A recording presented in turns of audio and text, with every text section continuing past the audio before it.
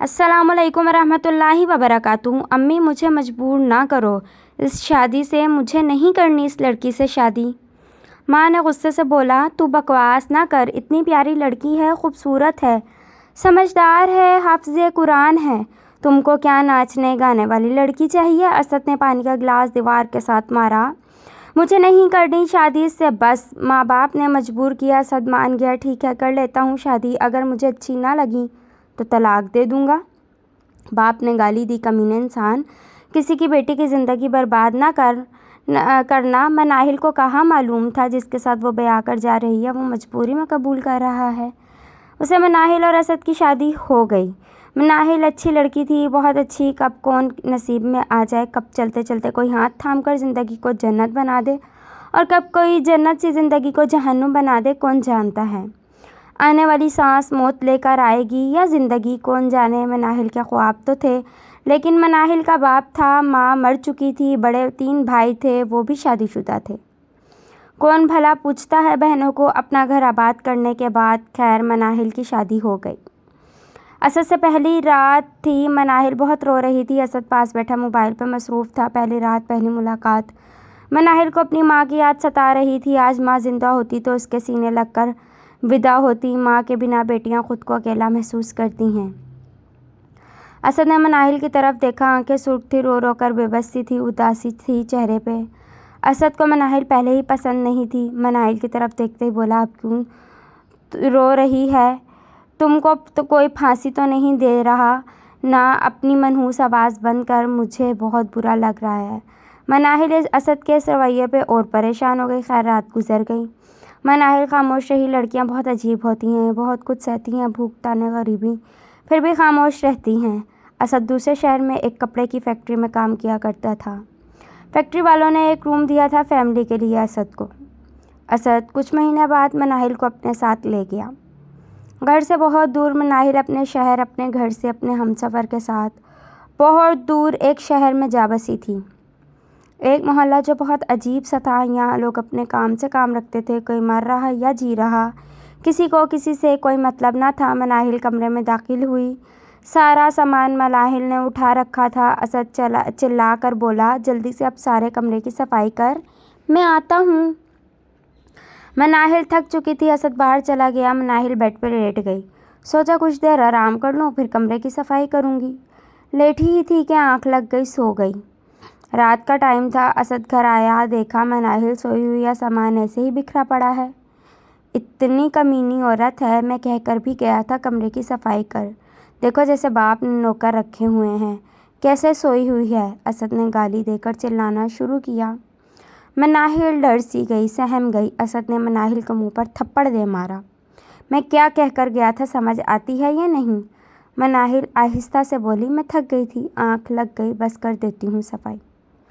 जल्दी से ब्रश पकड़ा, सफाई करने लग गई। थप्पड़ का दर्द मुंह पे नहीं, रूह पे हो रहा था। सफाई मुकम्मल की। असद खाना बाहर से लेकर आया था, खुद खाकर सो गया। जो बचा हुआ था थोड़ा सा, वो खाना मनाहिल ने खाया और बेबसी में लेट गई। सुबह बिना बताए असद काम पे चला गया। मनाहिल सोच रही थी, असद मेरे साथ ऐसा क्यों करता है? मुझे गालियाँ देता है, मुझे मारता है। ऐसी लाइफ तो नहीं चाहिए थी ना। मैंने कुछ महीने गुजरे, फ़ोन आया, बाप गुजर गया। असद से कहा, मेरे अब्बू फौत हो गए हैं, मुझे ले चलो घर।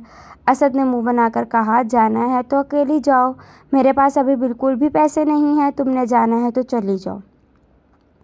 इतनी दूर का सफ़र मनाहिल नहीं कर सकती थी, बाप का आखिरी दीदार भी ना कर सकी। बहुत रोई थी, बाप को याद करके बहुत रोई, लेकिन क्या करती, नसीबों की मारी थी, खामोश थी। खूबसूरत तो बहुत थी, लेकिन नसीब बहुत बदसूरत थे। शादी को 2 साल गुजर गए। हर रोज़ गालियाँ देता असद, हर रोज़ बुरा भला कहता था।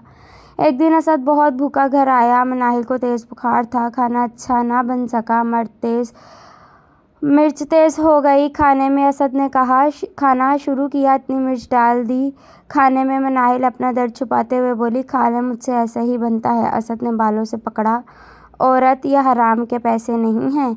उसने बिला वजह बहुत मारा मनाहिल को। मनाहिल की रोने की आवाज़ बाहर जा रही थी। साथ वाले घर में एक लड़का वासिफ आया था, वो पढ़ा लिखा सुलझा हुआ था। उसने देखा ساتھ والے گھر سے رونے کی آواز آ رہی ہے۔ دروازہ پہ دستک دی۔ اسد بڑی بڑی مونچھ رکھی ہوئی دروازہ کھولا۔ سامنے واصف کھڑا تھا۔ سر، آپ کے گھر سے کسی لڑکی کی رونے کی آواز آ رہی ہے۔ اسد غصے سے بولا، کیوں، تو ٹھیکیدار ہے اس گھر کا؟ جا چلا جا، دماغ خراب نہ کر۔ واصف کو بہت عجیب لگا اس کا رویہ۔ اسد لیٹ گیا بیڈ پہ۔ مناہل کا جسم چوٹوں سے بھرا ہوا تھا۔ بخار شدید تھا۔ یا اللہ، کیا گناہ کر دیا میں نے؟ کیسی غلطی ہو گئی مجھ سے؟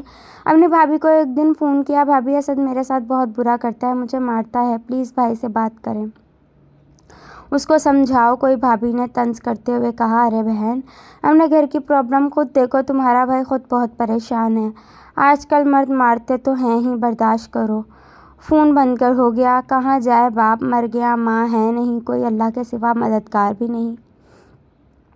اسد کا روز کا معمول بن گیا تھا۔ ہر روز کسی نہ کسی بہانے اسد مناہل کو مارتا۔ مناہل کی عادت بن گئی تھی اب مار کھانا۔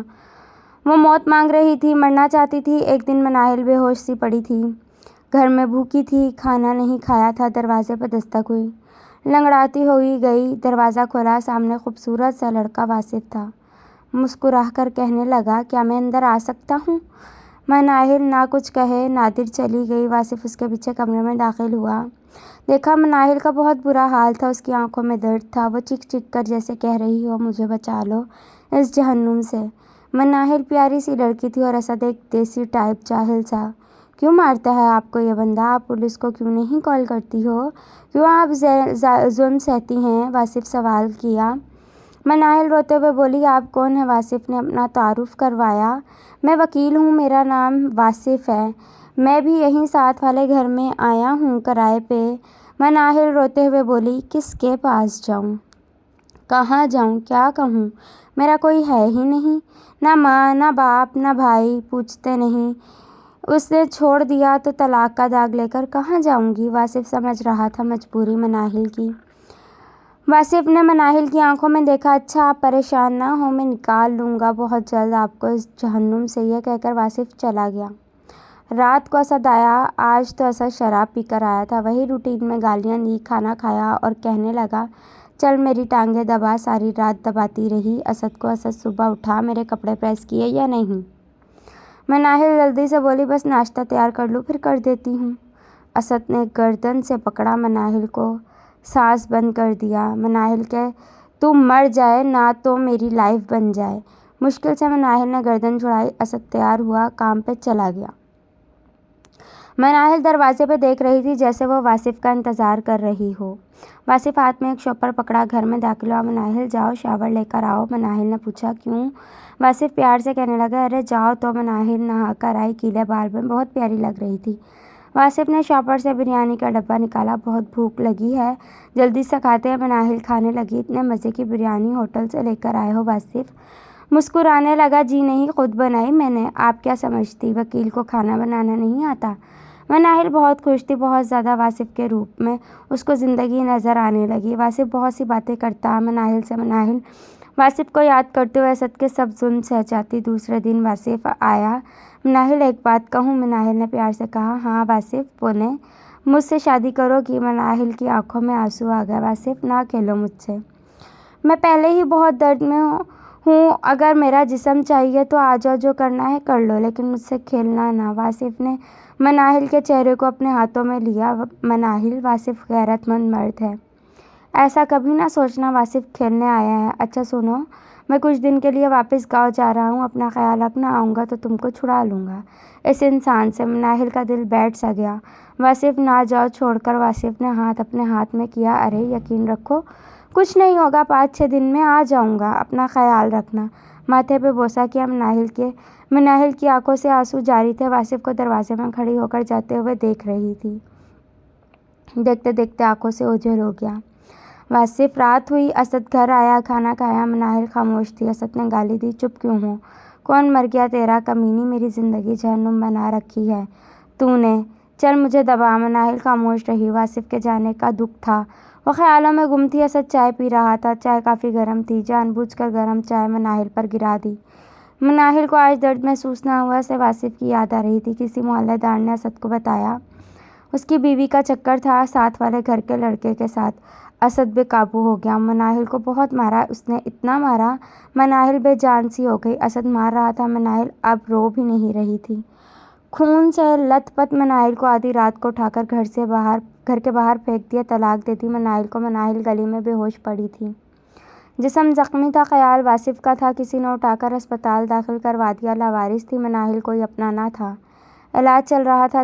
10 دن بعد واصف آیا، دیکھا گھر کو تالا لگا ہوا تھا۔ واصف کو بتایا کہ اس کے شوہر نے اسے بہت مارا، طلاق دے کر چلا گیا۔ مناہل نفسیاتی ہو چکی تھی، وہ ہر کسی سے ڈرنے لگی تھی، چیخ چیخ کر روتی، پھر چپ کر بیڈ کے پیچھے بیٹھ جاتی۔ حالت بہت بری تھی، ڈاکٹرز نے پاگل خانے بھیجنے کا فیصلہ کیا۔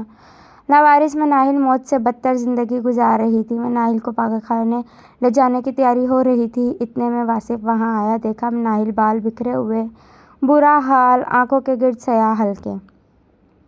مناہل نے واصف کو دیکھا، مسکرانے لگی، زمین پہ بیٹھ گئی، آنکھوں سے آنسو بہنے لگے، رونے لگی۔ وہ چیخ چیخ کر واصف کو آواز دینا چاہتی تھی، لیکن جسم دل کا ساتھ نہ دے رہا تھا۔ واصف دوڑتا ہوا مناہل کے پاس گیا۔ ارے یہ کیا حالت بنا رکھی ہے تو نے؟ مناہل نے اپنا منہ واصف کے سینے پر رکھ لیا اور تڑپتے ہوئے رونے لگی۔